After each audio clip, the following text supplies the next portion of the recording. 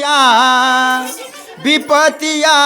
हर ले जाई हाँ जाए के तो जाई हाँ मैया विपतिया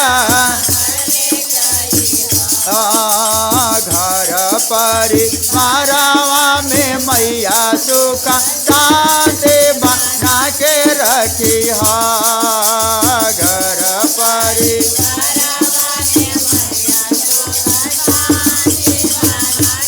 देखा सुंदर दिल से दया मांगा जो भी परेशानी हो महादेव के दरबार में माता रानी के दरबार में दूर हो जाए और जो भी माता के दरबार में प्रेम से दया मांगेंगे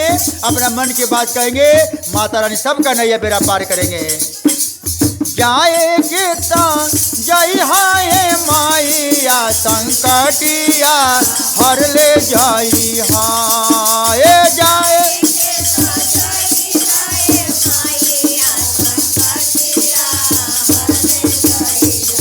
घर परिवारवा में मैया सुख शांति बना के रखी हाँ घर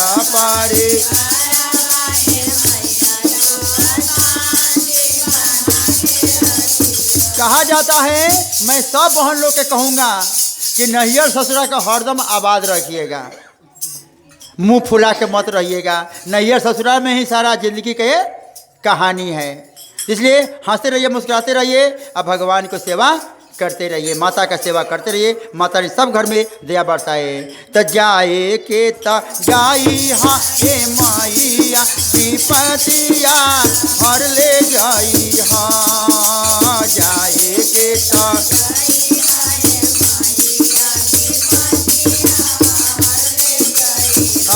घर परिवारवा में मैया सुख शांति बना के रखी हाँ नई हरता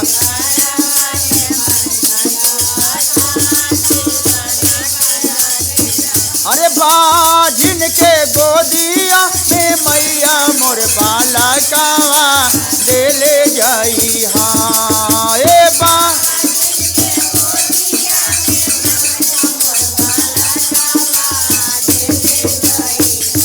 घर परिवारवा में मैया सुख शांति बना के रखी हाँ घर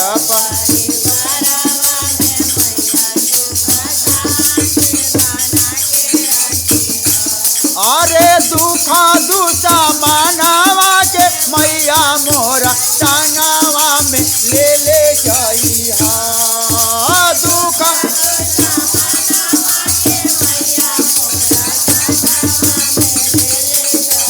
और कहे माँ कोरोना वायरस बेमारी आए मैया मोरे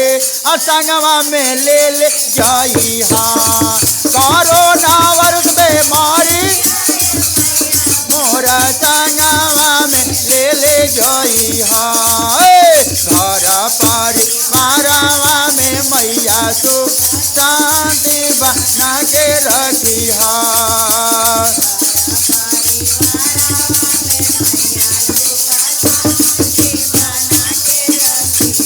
घर परिवारवा में मैया सुख और कहे माँ अरे भूता बाए तालावाए मैया मोर संगवा में ले ले जाई हाँ अरे भूता बाए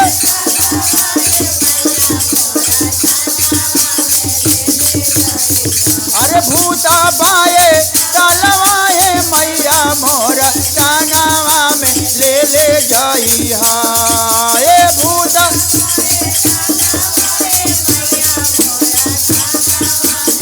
हे माँ घर परिवारवा में मैया सुख शांति बना के रखी हाँ घर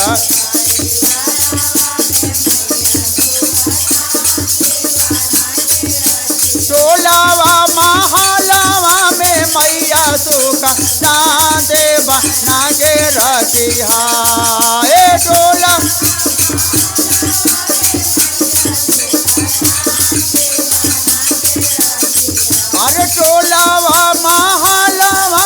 मैया सुख शांति बना के रखी हाय डोला